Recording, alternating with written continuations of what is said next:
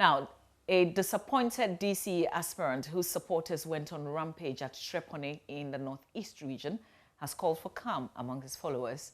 The aspirant SK Orlando, however, says he will not back down on his aspirations while urging his supporters to use their local power to change the president's decision. He was speaking after his supporters attacked and destroyed party properties in a violent demonstration over the appointment.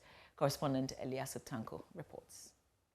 The disappointed aspirant, Kofi Orlando, who was rumored to have been tipped for the DCE position, was however shocked to hear the name of Madam Zuera to Madam Nasiru mentioned in the final list of MMDC nominees presented yesterday by the local government and rural development minister.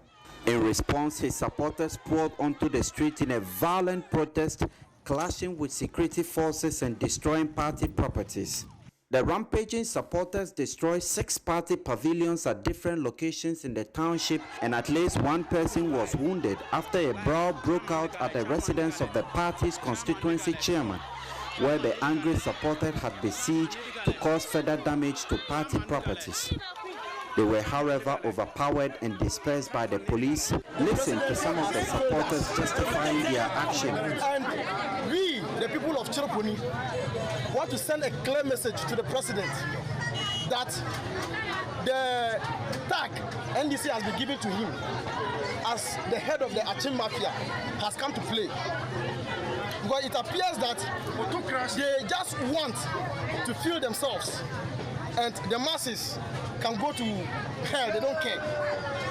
Now, we are in Trepone when Honorable Orlando grew as a young man. He knew no other job apart from party work. He's served the party from a very young age till death. And this man has gone through the ranks, been the deputy secretary for 9 good years, the substantive secretary for another 8 years, and now it is his turn to eat. Let's put it that way. Excuse me for my word, eat. And you sit there and concoct your own story to tell us that people in Trepone rather recommend Hajja Zuera. Who is Hajja Zuera? It's a day that we are all disappointed. The thousands of people that you see, show your cameras, the thousands of people that you see are all here to mourn for no one but SK. This is a guy who has demonstrated all his life in the service of MPP. I am a party born. It is SK success. It is SK success that will touch all of us, a patriot like me who have served for so many years to be served. We are highly disappointed. Speaking to the media, the disappointed aspirant urged calm among his supporters, but said it wasn't over yet. MPP has been able to identify her as such and leaving people who have suffered for the party so many years. I want to say that I wouldn't want to comment so much. I leave everything to God. God will decide my fate. Let's hold ourselves and see what God has for us. It is not over yet because our lives are important. The president has his executive power to do what he has done, and we also have our local power to decide. But I still urge you to be calm. It is not over yet. God will decide for us. Meanwhile, security personnel have intensified patrols to maintain law and order in the area already beset by travel and land conflict. Elias Tanko reporting. And Elias Tanko, our correspondent, will join us with the very latest. But let's still stay with the subject, except that we're going to the Ashanti region, where the nomination of Kennedy Kankam as MCE for Asokore Mampong is also attracting strong opposition from some assembly members. The assembly members, by the former MP for Inshiaiso, is not known in the area and might not understand the dynamics of the people and their needs. Prince Appiah has more in this report. The MMDC nominations in Ashanti region has seen new faces like Maxwell Ofusum-Boakye for Swami, Kennedy Kankam for Asokore-Mampo Municipal Assembly, and Sampai as the Chief Executive for the Kumasi Metropolitan Assembly. There has been mixed reactions from across the region. Residents of the Asokore Municipal Assembly, for instance, were expectant of the renomination of Mr. Akwini Sajuma. In fact, all of us are happy because we have a good working relationship with him, coupled with this human relationship, and then he also knows the work. He knows the work, and then these 2 years that he came to office, he did his best as a newly created municipality. He was fantastic. I'm happy the president has seen his good works and has renominated him. The Asokore-Mampo Municipal Assembly is one of the interesting municipal assemblies in Ashanti region. Again, it is one of the newest because it was created in 2013 after the 2012 elections. The first municipal chief executive was Nuhu Hamidan for the NDC. Then Ali Duseidu took over when the NPP came to power. The expectation in this particular nominations was that he will be retained. But unfortunately, Mr. Kennedy Kankam, fortunately for him, his name has been mentioned. But the residents here and the assembly are not really happy about the turn of events. We had wanted somebody who is a resident of this municipality, who is more abreast of our situation. But Kennedy, a former MP for Nshia, so I don't think for now my people will be that much enthused about his appointment. MC, you know, yan nipa asawasi nipa dia yentiase asawasi nipa we ba fan kura ye pe no sa anya sa dia assemblymen no mo muntu ma no. So far as someone is new to you doesn't mean that the person don't have a potentials. Kankam is a new name, but we are all looking for someone that will help us to develop our communities. No, because Kennedy Kankam's name never cropped up. It never popped up. It came as a surprise to some of us. At least the president could have nominated from the aspirant. Kennedy Kankam is not from this constituency. He doesn't know how we have really suffered to retain the party in power 2020. So coming to Asawasi constituency, how will he know the grassroots? How will he know the party faithful? So that any time they come for help, he can help them. But if the nomination could have come from the aspirant, at least they are our brothers. We quarrel, we fight, but as we are all bound within the Zongo community. We know each other. From Nshayeso, is Oforukrum, before even Asokore-Mampo. As a former MP, if he is interested in this kind of position, they should have given him Nshayeso, but not Asokore-Mampo municipality. Asokore-Mampo municipality, sorry to say, is bigger than him. We are the Zongo people. We understand ourselves. But bringing Kennedy Kankam from Nshayeso to Asokore-Mampo, I'm really hurt. I'm really hurt, frankly speaking. I'm not happy with this decision. But as the saying goes, they said when two brothers fight to kill themselves, a stranger will inherit their father's position. So this should serve as a lesson to all those who are coming to contest in the near future in some of these positions. My name is Prince Apia, reporting from Asokore-Mampo. And we still stay in the Ashanti region, this time to the capital, Kumasi, where a group calling itself the Coalition of Metropolitan Municipal and District Chief Executive Aspirants has called for calm and restraint among party faithful over the nomination of local assembly heads. The group says the interest of Ghana must be put above all individual and group interests, especially at a time appointments or nominations have delayed. At a press briefing this morning, the group also appealed to assembly members to fast-track the approval of the president's nominees to promote local development. Obrimpong Frimpong Emmanuel is national president. As a great party, the good people of Ghana believe we are the very party that can take a dear nation to the land of promise. The 8-year rule of former President Kufuor and the first-term achievement of His Excellency Nana Addo Dankwa is a solid proof to this fact. Therefore, the mantra breaking the 8 couldn't have come at a better time than this. Notwithstanding, we must understand that this mantra can't be achieved on a silver platter. It will take hard work, unity, and sacrifice to achieve. It is for this reason that commerce exists. We have a political enemy that is roaring like a hungry lion for power. By this refer to the NDC. We will not underestimate them in any way.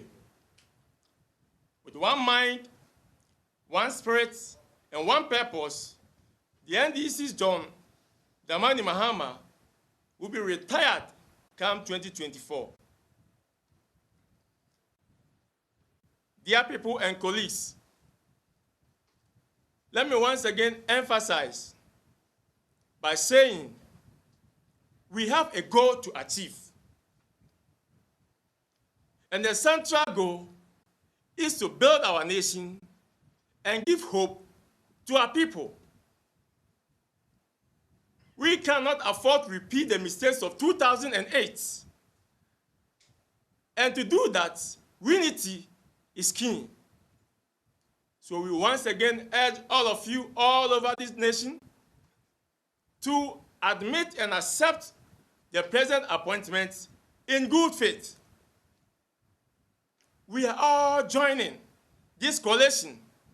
Any member who was aspirant, any person who had a desire to become MC, DC, whatsoever in this regard, we are all joining hands, whether you lost, whether you won.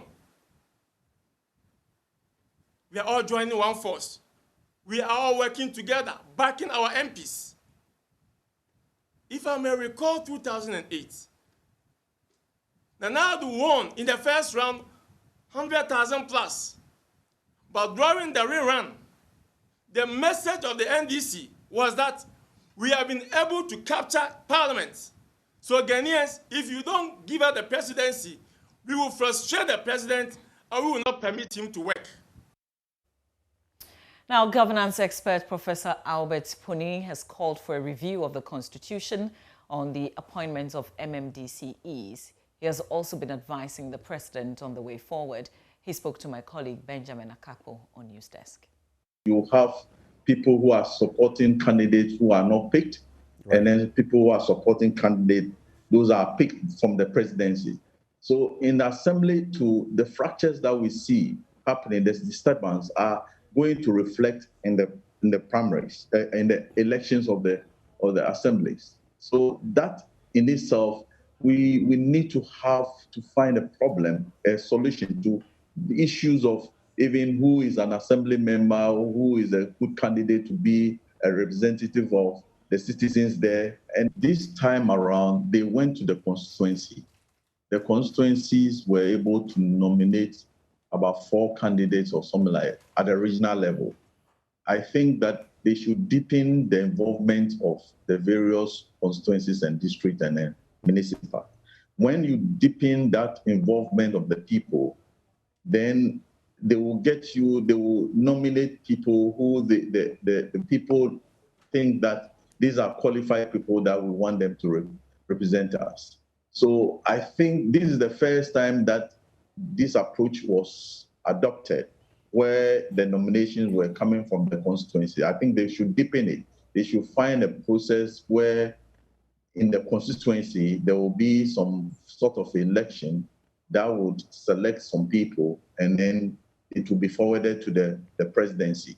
That would sometimes solve this kind of problem, because if you don't involve the various grassroots, then there will be backlashes all the time.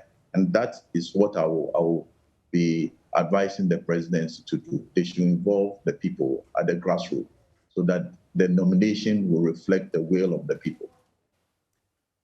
The Bongo District Assembly has been accused by a private company of allegedly withdrawing monies amounting to 180,000 Ghana cedis from its account without the consent of the account owner. The assembly is said to have first deposited the money in the account and under the pretext of awarding a contract to the company. Investigative journalist Manasseh Azuria Wune has more in the following report.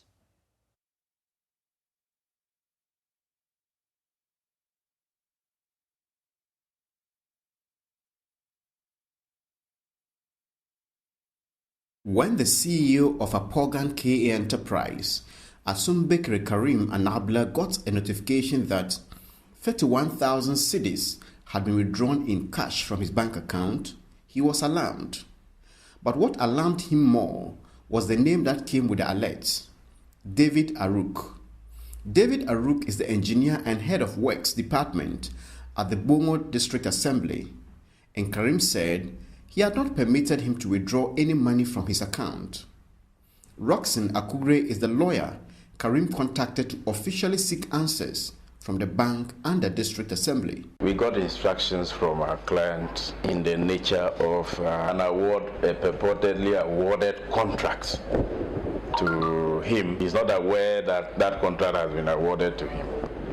He only got to know about it, but what prompted him to make enquiries was a text message he received on his phone indicating that some amount of money had been withdrawn from his account, business account with Maltaba Rural Bank in Bongo. So that alerted him to make enquiries, and he got to know that a contract was purportedly awarded to him to drill, construct, test, and do hand pump installation in some location unknown to him. And the district chief executive, Peter Ayimbisa, was the person who signed the letter awarding the contract to him. And the money was paid into the account without his knowledge, and it was withdrawn without his knowledge. Went to the Bongo Community Bank, Maltaba, and asked the manager. The manager told me that there was some contracts awarded to my company at Bongo Assembly. So they paid the money, and then they came and wrote the money. The Bongo coordinating director called me, Samuel Akanyanga, and pleaded with me that it was a mistake that they have used my documents. Then I told him that when you are using my documents, did you tell me anything? That's no. On June 14, 2021, an amount of 156,000 cedis entered and disappeared from Karim's account at the Maltaba Community Bank in Bongo under murkier circumstances than the first withdrawal from the same bank. This time, Karim did not get a notification. He suspected the bank had intentionally deactivated the alert to him. The first one, I've got the transaction on my phone, but the second one, they disconnect me on the transaction. So I went and complained to them, and they told me there's a problem, and then my number have deleted to their system. So I should give them the number to connect me again. So I gave them the number 26th June. So they connect me on the transaction 26th June again. The chairman and two members of the board of the bank told me a technical problem resulted in the deactivation of notification to Karim. When Karim requested a statement of accounts from the bank, it did not indicate who withdrew the money. The narration that went with the withdrawal of the 156,000 was miscellaneous debits. The DC of Bongo, Peter Ayimbisa Ayamga, said the assembly could not have gone to withdraw any money from the contractor's account. So I was surprised that they said that assembly went back and made same withdrawal. As I said, I'm not aware that assembly went back to make withdrawal. Assembly cannot go to make withdrawal because the project does not belong to assembly. The monies were paid in the names of the company. So how could assembly, that is not the company, go back to the bank to make withdrawals? In any case, assembly doesn't issue checks like previously. We pay through the GIFMIS platform. So when we pay, it goes through Bank of Ghana, and they do the transfer of same money to the contractor's bank. And it went to the bank. So how could we go back into the GIFMIS platform and make withdrawals of same? In the first place, we are not the contractors. Despite this assertion, his head of works, David Aruk, admitted he withdrew the first amount, but claimed he did not know what he was doing. In fact, I don't even know how to start. I was called at the bank that we have good working relationship, this and that I should come. When I got there, Baba was sitting with the bank manager. Now, work on the flyover which connects the Spintex road to East Legon has resumed after 2 years of delay due to payment challenges. Contractors working on the project, which was initially estimated at 70 million cedis, abandoned the site in 2019, pushing back the completion dates of the 2-year project by another 2 years. Well, over the weekend, the Department of Urban Roads announced a 1-month interruption of traffic flow to allow contractors resume work. My colleague Manuel Cranting is at the project sites and joins us live with more. Manuel, what's the traffic situation on the ground now?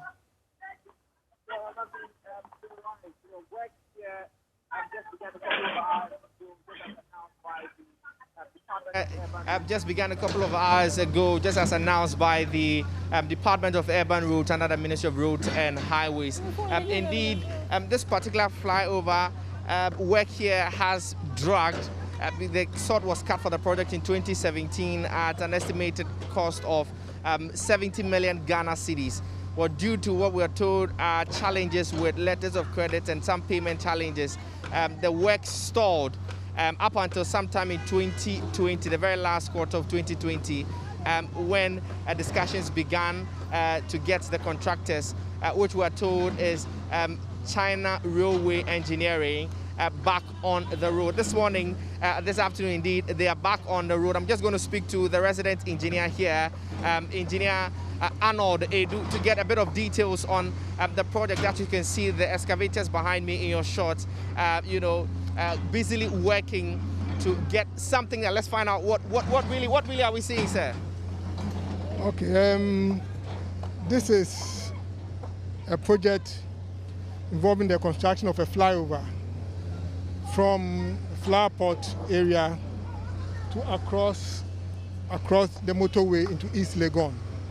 Yeah, so that is the project we are undertaking. So we know that sod was cut. In fact, work began on the project in 2017. How is it that you're still not done as in 2021? Well, there were a few challenges, a few relocation of service lines, some outstanding certificates, as well as actually this road. At the time we came to start, there was some work going on here. This road, the road we have now, was actually constructed by the Bank of Ghana. You see, yeah. So at the time we started our work, work was also going. So it also took up some of our time. Yeah. That's why there's been some delay. Well, this work you're currently doing is definitely affecting the traffic. No, I see some, redirections that you're doing on the road. Tell us about those. Yeah, those vehicles, motorists going to Tema Motorway from this part, they have to pass here. And since part of our work is in the roadway, the foundation we are building is part of it is in the roadway. We will have to put in some traffic management plans to minimize the disruptions and the inconvenience and to guide and direct vehicles whilst we do our work. Well, there's a sign that says that heavy-duty vehicles are not allowed to use here. We know that this is a major linkage to the Tema Motorway, which is mainly used by heavy-duty trucks which are loaded with goods. How is it that you're blocking them? Why indeed are you blocking the heavy-duty in this block? So we are creating a temporary passage, and which involves the vehicles driving over the walkway as well. Okay. So in order not to cause damage, we've redirected those heavy trucks to go beyond, to go all the way to the GT Bank, turn left, okay, and come and join the road beyond this point. Okay. Beyond us. And this is going to last for 1 month? Yes. What we are doing now, we are going to spend about 1 month here. After that, will there be the need to close the road again and block some portions? Yes. We have more foundations and piers to construct ahead of us. Inside the runabout, we have one there. So when we move from here, we are going to put in detailed traffic management plans as we go along. Okay. But for now, what we are doing here, we are concentrating here. That's going to take the 1 month. But work is still going on. So we still have more work to do. Okay. And depending on where we are working, traffic management plans will be put in place. Well, what's been the level of cooperation? And finally, as we wrap up, to hand over back to the studio, what's been the level of cooperation? Initially, there were some recalcitrant drivers, but once we put in our measures in place, people have come to understand. And I believe the Ministry of Roads and Highways have already put out a public notice about what is happening here. Yeah, so people are now becoming aware and are obeying, are going according to the plan we put in place. Okay, and as we know, the traffic here built up around 2 p.m. To 5 p.m. What are the plans for the rush hour traffic? Yeah, the same. That's what we are putting in place.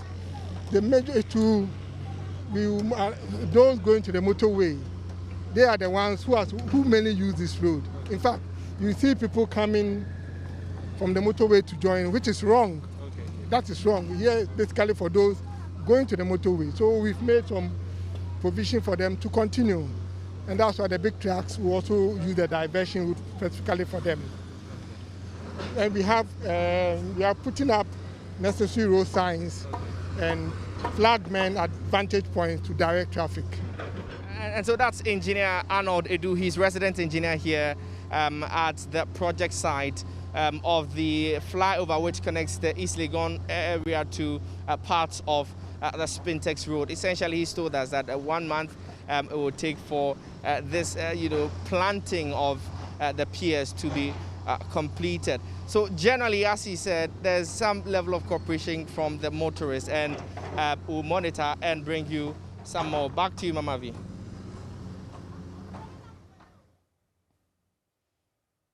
Now, head of Joy News Health Desk, Fred Smith, has been recognized for his coverage of the COVID-19 pandemic in Ghana at the Humanitarian Awards Global last Saturday. Mr. Smith was appreciated for using the power of the media to inform and educate the public on the disease. Speaking to Joy News after picking his award, Fred expressed gratitude to members of the news team of Joy News for their support. Well, we've put in a lot of hard work in trying to reach out and impact our society, and I'm so glad today that hard work has been recognized. Of course, I didn't do this all by myself. I have colleagues who supported all the work I did in terms of reporting COVID, putting my own life at risk so I can bring information to the public and impact our society the way I have been. So I feel humbled by this recognition, and it's only a signal to work hard. Now, Project Director of Humanitarian Awards Global Wisdom Dodoy explains the reasons behind the award. The motivation is to inspire and celebrate change makers in society, in Ghana and beyond. People are doing a lot of changes. People are changing other people's life. These are change makers, and this initiative is time to celebrate them, let them know that whatever they are doing is being appreciated. They should keep on impacting lives. You're watching Joy News today. Still ahead, we've got business, sports, and show business. Stay with us.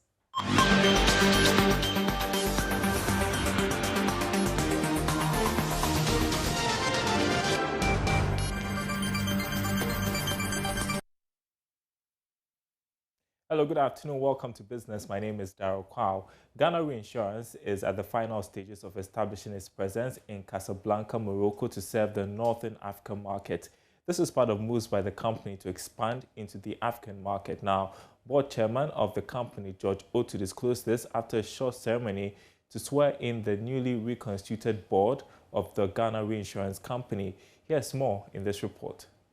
The Ghana Reinsurance Company has been operating in the country for the past 48 years as one of government subsidiary companies with the aim of helping to strengthen the financial sector and mobilize funds for economic growth. Swearing in the newly reconstituted board, Deputy Minister for Finance, John Kuma, charged the company to use the Africa Continental Free Trade Agreement as a tool to expand its frontiers. He also charged the Ghana Reinsurance Board to collaborate with the National Insurance Commission to see to a smooth implementation of the newly passed Insurance Acts. I wish to urge Ghana Rail to embark on an expansionary drive into targeted markets in Africa to grow its premium income, especially in the face of AFTA. The government is working tirelessly to restructure the financial sector to develop the economy, as evidenced by regulators' cleanup efforts, increase in the minimum capital requirements for banks and insurance and reinsurance companies, the development of a capital market master plan, the establishment of the Ghana Amalgamated Trust to support the retention of local ownership in financial sector, the ongoing work to establish the Development Bank of Ghana, and marketing Ghana as an international financial services center, to name a few. Responding to the charge, board chairman George Otu hinted that the company has strengthened its operations and is ready to enter new markets, thereby increasing profit for the state. He disclosed that the plans to enter the North African market is on course. Ghana Re has established a regional office in Cameroon to cater for the Central African zone, and as a full subsidiary, 100% subsidiary of Ghana Re Ghana in Kenya to serve the East African market. Work is currently in progress to open a third office in Casablanca, Morocco, to serve the Northern African regional bloc. Honorable Minister, we therefore pledge to continue to guide management through effective supervision and direction to enhance shareholder value and meet the interests of all relevant stakeholders. Ghana Reinsurance has seen an increase in its premium in the last 4 years and paid about 37 million cedis as dividend to government. Now, all challenges regarding cocoa shipment from Ghana to Europe, Asia and other parts of the world as a result of the COVID-19 pandemic have been managed now. This will allow for smooth takeoff for the next crop season in October. According to Head of Business at Olam Cocoa Ghana, Eric Botre, the concerns of container shortage and freight costs have been resolved. He is optimistic the development will increase the country's supply for the next season. Initially, with the COVID, ships were not even available. And we all know how a lot of ships were locked up in Asia. But I think that is almost resolved now. And I think shipments and other things are on course. Once all of us are here today, it means that the COVID, we are learning how to live with the COVID. So our next year, 2021 agenda is not only to increase our bean business. So in the cocoa business, like I said, the other adjacencies that we drive. So what we are trying to do is to possibly keep this. Because one thing we have also come to understand is that we need to find ways of supporting some local companies to grow. And once we continue to deliver or drive this appetite to increase our market share, it does not allow the national companies to also be able to grow. So we think that there are so many parts of this industry, and we want to start growing those parts. And we've got more business news coming up at the top of the hour on the marketplace. Up next, sports. Don't go anywhere.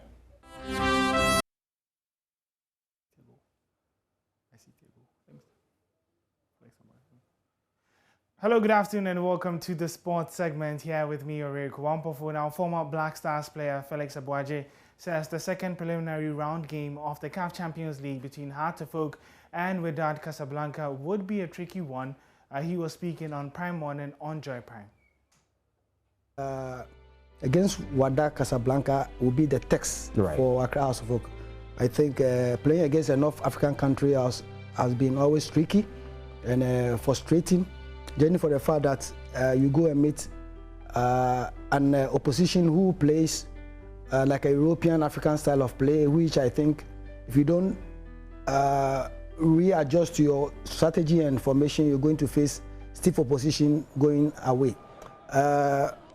It's very, very unfortunate that we'll be playing home first. House of Oak will be playing home first, and second match will be in Wydad, Morocco, Casablanca, which I think.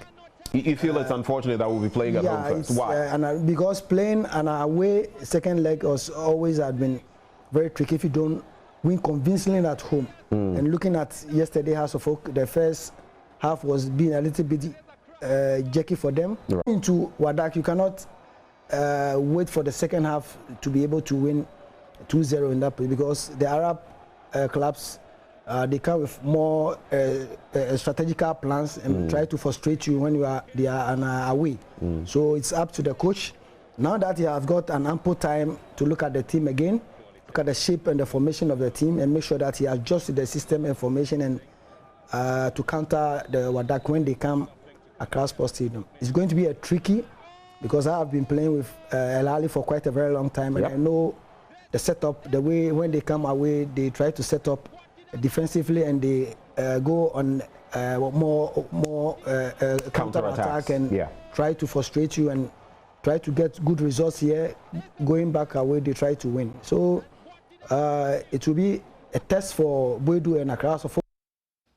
It would be a test for Samuel Boedu's men. Remember, the first leg is on the 17th of October here in Accra, as House of Oak do take on Wydad. But to some more stories where coach of the Black Queens, Mercy Tego, has been speaking ahead of the team's match against Cameroon this afternoon. In the Aisha Buhari Cup, the Black Queens suffered a 3-0 defeat at the hands of South Africa in their first game at the ongoing tournament on Friday. After the huge defeat, I've been able to cite the ladies and everybody's calm now. We've done our recovery. We've had a preparation towards the match that is about to be played tomorrow. And I think everything is in place.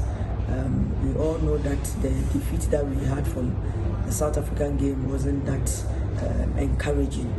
But then we've done 1 or 2 changes that I believe that the second game is going to be a different ball game. That notwithstanding, we all know that we are doing a team building.